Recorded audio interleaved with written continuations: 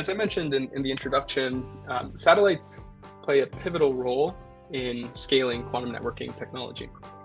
So here's an example of how satellites can be leveraged to distribute entangled pairs of photons to very distant ground stations on Earth. So if we want to work towards a global quantum internet, that will require a combination of both terrestrial networks on the ground and space-based segments here.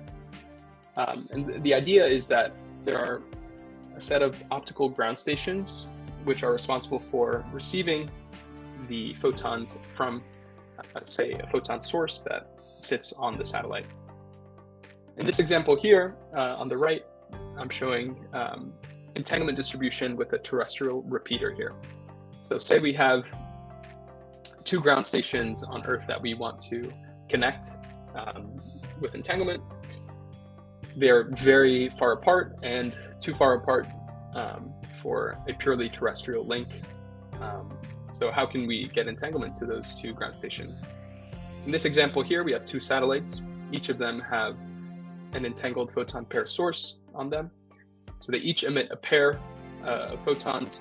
One of them goes to the end node and the other goes to this terrestrial repeater node.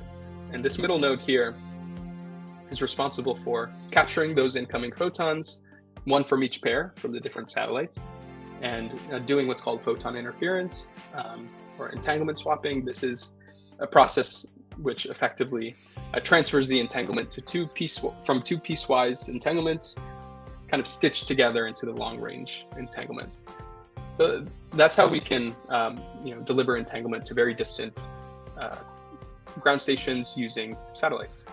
There are different architectures we can consider here. In this case, we had two satellites with downlinks. There are uplink architectures in which the ground stations are the ones emitting photons up to the satellite, in which case the repeaters would have to rely on the satellite.